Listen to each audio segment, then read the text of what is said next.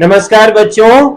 और एक बार फिर से आज शनिवार है और मैं आप सबों के लिए जीके का क्वेश्चंस लेकर आप सबों के बीच उपस्थित हुआ हूं। उम्मीद करता हूं कि आज का सेशन भी आप सबों के लिए अच्छा होगा और यदि आपको ये क्वेश्चंस अच्छे लगे तो आप वीडियो को लाइक जरूर करना, ठीक है, और अपने दोस्तों के साथ शेयर करोगे। पहला क्वेश्चन है कि what is the capital city of France. कि what is the capital city of France. जिस तरह से भारत का कैपिटल, इंडिया का कैपिटल क्या है, न्यू दिल्ली है ना, तो उसी प्रकार से फ्रांस एक कंट्री है और फ्रांस का जो कैपिटल सिटी है वो कौन सा है, यानी कि फ्रांस का राजधानी जो है वो कहां पे है, फ्रांस की कैपिटल कौन है। तो इसका आंसर क्या होगा, पेरिस। ठीक है, कि फ्रांस की राजधानी कहां पे है, तो सही जवाब क्या है इसका, पेरिस। कि फ्रांस की राजधानी पेरिस है।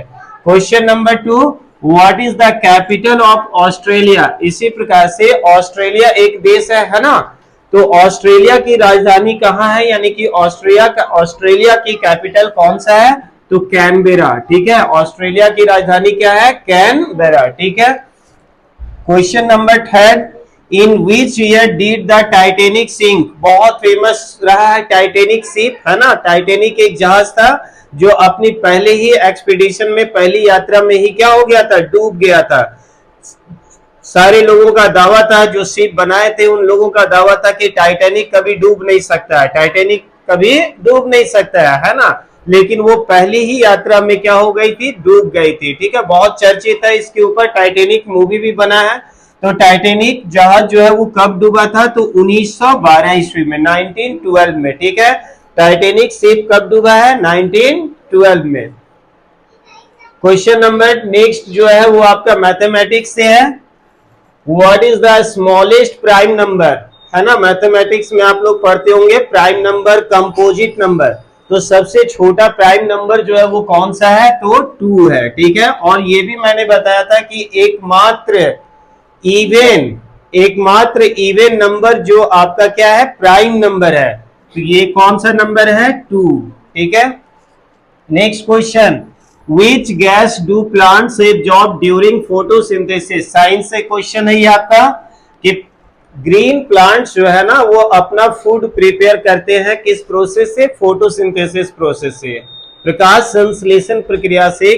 हरे पौधे जो है ना वो अपना भोजन बनाते हैं, लेकिन इस फोटोसिंथेसिस में उनको कौन सा गैस की आवश्यकता होती है, तो कार्बन डाइऑक्साइड। ठीक है, जैसे CO2 हम लोग इसको लिखते हैं। ठीक है, जैसे हम लोगों के लिए ऑक्सीजन जितना जरूरी है तो ग्रीन प्लांट्स के लिए कार्बन डाइऑक्साइड उतना जरूरी है, क्योंकि इसी फोटोसिंथेसिस प्रोसेस में ग्रीन प्लांट जो है ना वो carbon dioxide, water, mineral, sunlight, chlorophyll, ये सब की वजह से वो अपना फूड प्रिपेयर करता है। और कौन सा गैस को रिलीज करता है, ऑक्सीजन, और जो हम सभी के लिए आवश्यक है। ठीक है।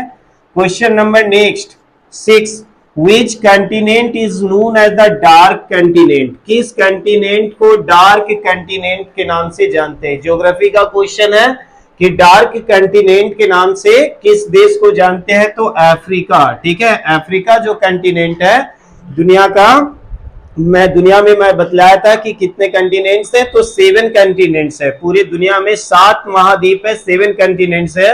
उसमें सबसे लार्जेस्ट आपका कौन सा है, एशिया है ना। और सेकेंड लार्जेस्ट जो है वो अफ्रीका है।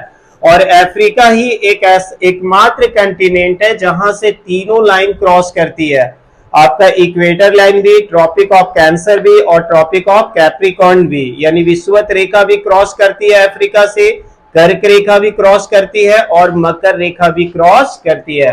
तो डार्क कंटिनेंट हम लोग किस कंटिनेंट को कहते हैं, तो अफ्रीका कंटिनेंट को कहते हैं। ठीक है।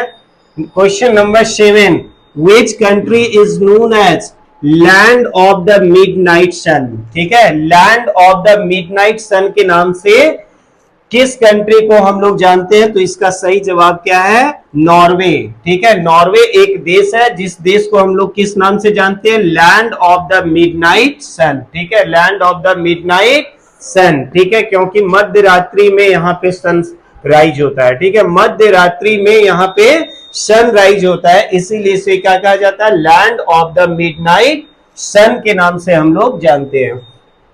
Question number 8, what is the currency of Russia, है ना, कि रशिया एक देश है, रूस, है ना, रशिया का करेंसी क्या है? जैसे कि इंडिया में हम लोग कौन सा करेंसी यूज करते हैं? रुपीज, है ना, अमेरिका में डॉलर, उसी प्रकार से रशिया में कौन सी करेंसी चलती है? तो रूबेल, ठीक है, रशियन रूबेल। रशिया में कौन सी करेंसी चलती है? रूबेल, ठीक है, याद रखना आपको। Question, who was the ancient Greek god of the sun, कि प्राचीन ग्रीक में सन को किस देवता के नाम से जाना जाता था? यानी कि प्राचीन ग्रीक में, हमारे यहाँ हमारे देश भारत में तो सूर्य देवता की हम लोग पूजा करते हैं, नित्य दिन हमारे घरों में पूजा होती है, छठ व्रत मनाया जाता है, लेकिन प्राचीन ग्रीक में भी, एंशियंट ग्रीक में भी सूर्य की पूजा की जाती थी, और वहां पे सूर्य देवता को किस नाम से जाना जाता था उस जमाने में? तो अपोलो के नाम से, ठीक है, किस नाम से? अपोलो के नाम से। Question number 10, what year was the United nation establish? ये यूनाइटेड नेशन जो है वो एक अंतरराष्ट्रीय संगठन है, और इस यूनाइटेड नेशन की स्थापना जो है ना सेकेंड वर्ल्ड वॉर के बाद हुई थी। तो यूनाइटेड नेशन की स्थापना किस वर्ष हुई है? 1945 में, ठीक है, याद रखोगे। Question number 11, what is the fourth letter of the Greek alphabet? जैसे हम लोग देखते हैं ना कि इंग्लिश अल्फाबेट में ए बी सी डी, ए से लेकर हम लोग जेड तक पढ़ते हैं, ठीक है, हिंदी वर्णमाला में हम लोग क ख ग घ आदि को पढ़ते हैं, इसी प्रकार से ग्रीक अल्फाबेट है। तो ग्रीक अल्फाबेट का फोर्थ लेटर यानी कि चौथा लेटर जो है वो कौन सा है?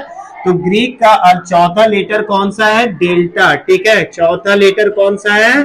डेल्टा। ये वो वाला डेल्टा नहीं है, पिछले क्लास के वीडियो में मैंने बताया था कि पूरे वर्ल्ड का सबसे बड़ा डेल्टा कौन सा है? सुंदरवन का डेल्टा, जो गंगा और ब्रह्मपुत्र नदियों के द्वारा बनाया जाता है। तो ये ज्योग्राफी का डेल्टा नहीं है, ग्रीक अल्फाबेट का फोर्थ लेटर डेल्टा की मैं बात कर रहा हूं, ठीक है। Question number 12, which planet has the most moons? कि किस प्लैनेट को, है ना, हम लोग सभी जानते हैं कि एक प्लैनेट है हमारा अर्थ भी, अर्थ का एक अपना एकमात्र नेचुरल सैटेलाइट है, नेचुरल मून है, वो चंदा मामा है, लेकिन एक ऐसा प्लैनेट है जिसका सबसे ज्यादा मून्स है, सबसे ज्यादा चंद्रमा है, वो प्लैनेट कौन सा है? सैटर्न, यानी सैटर्न किसको हम लोग कहते हैं? शनि को। आज शनिवार भी है ना, आप लोग को यदि पता है तो आप लोग मुझे कमेंट करके बताइए कि सैटर्न का चंदा जो है वो कितना है, सैटर्न के मून्स की संख्या कितनी है। क्वेश्चन नंबर नेक्स्ट की ओर आते हैं, who open the first school for girls in India? कि भारत में लड़कियों के लिए सबसे पहली बार कौन थे जिन्होंने स्कूल खोला? बहुत बढ़िया क्वेश्चन है। आज भारत में बेटी बचाओ बेटी पढ़ाओ कार्यक्रम चल रहे हैं, लड़कियों की शिक्षा के लिए सरकार परिवार सब जागरूक है, लेकिन इसी भारत में एक दौर था जब लड़कियों की पढ़ाई लिखाई आवश्यक नहीं मानी जाती थी। वैसे विकट परिस्थिति में, ठीक है, सावित्री बाई फुले ने लड़कियों के लिए सबसे पहला स्कूल खोला था, ठीक है। तो याद रखिएगा, भारत में सबसे पहले लड़कियों के लिए जो स्कूल खोले थे वो कौन थे? सावित्री बाई फुले, ठीक है। Question number 14, who was the first Indian women to become a pilot? पहली भारतीय महिला जिसने पायलट बनी थी, ठीक है, फर्स्ट इंडियन वुमेन जो पायलट बनी थी, तो कैप्टन प्रेम माथुर। सही जवाब क्या होगा? कैप्टन प्रेम माथुर जो थी वो भारत की पहली महिला पायलट थी, ठीक है। Question number next, who was the first Indian women? पहली भारतीय महिला to win a medal at the Olympic, ठीक है, पहली भारतीय महिला जिसने ओलंपिक में मेडल जीती थी, ठीक है, तो कौन है? कर्णम मल्लेश्वरी। सही जवाब क्या है? कर्णम मल्लेश्वरी। आप लोग को कमेंट करके बताना है कि ये कर्णम मल्लेश्वरी जो है वो कौन से इवेंट में जीती थी। ऑप्शन 2 है आपका, एक बॉक्सिंग और दूसरा वेट लिफ्टिंग, ठीक है। और आपको साथ ही साथ ये कमेंट करके बताना है कि ओलंपिक खेलों का आयोजन प्रत्येक कितने सालों के बाद ओलंपिक खेलों का आयोजन किया जाता है। ठीक है। Question number 16, who is the first Indian to win a Nobel prize?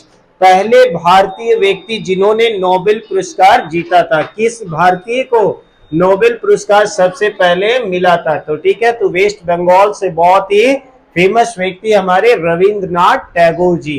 Rabindranath Tagore को हमें इस नाम इस कारण से भी याद रखना है कि रविंद्रनाथ टैगोर ने शांति निकेतन की स्थापना की थी। ठीक है, तो चलिए ये क्वेश्चन हो गया कि first Indian to win a Nobel prize, किसने सबसे पहले नोबेल पुरस्कार भारत में जीता था? तो रविंद्रनाथ टैगोर ने। ठीक है। Question number next, which metal is use to make the filament of the electric bulb? हम सभी के घरों में इलेक्ट्रिक बल्ब है ना, खास करके पुराने वाले बल्ब, एलईडी नहीं। ठीक है, तो पुराने वाले बल्ब में जो फिलामेंट होता था वो किस चीज का बना होता था? तो टंगस्टन का बना होता है। ठीक है। Question number 18, what does the ozone layer protect us from? Ozone layer जो है वो किस चीज से बचाती है? तो अल्ट्रा वायलेट रेज से। अल्ट्रा वायलेट रेज यानी यूवी रेज। यूवी रेज का मतलब क्या हो गया? Ultra violet.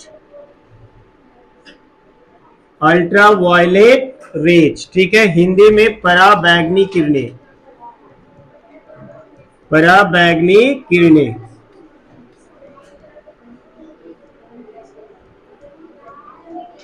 सूर्य से आने वाले अल्ट्रा वायलेट रेज से ये हमारा ओजोन लेयर ही जो है ना वो हमें बचाती है, क्योंकि यदि ये ओजोन लेयर डायरेक्ट अर्थ पे आने लगे तो अर्थ का टेम्परेचर जो है ना वो काफी बढ़ जाएगा, ग्लेशियर का जो आपका आइस सीट है वो मेल्ट हो जाएगा और स्किन कैंसर जैसे कई खतरनाक बीमारियां होने लग जाएगी। यानी हम शॉर्ट में कह सकते हैं कि अर्थ पे लाइफ जो है वो पॉसिबल नहीं रह जाएगा। लेकिन ये ओजोन लेयर है जो हमें यूवी रेज यानी कि अल्ट्रा वायलेट रेज से प्रोटेक्ट करती है। तो आज का सेशन हम यहीं पे समाप्त करते हैं। उम्मीद करता हूं कि आपको ये बिल्कुल पसंद आया हो, और यदि पसंद आए तो वीडियो को लाइक अवश्य करें। बहुत बहुत धन्यवाद।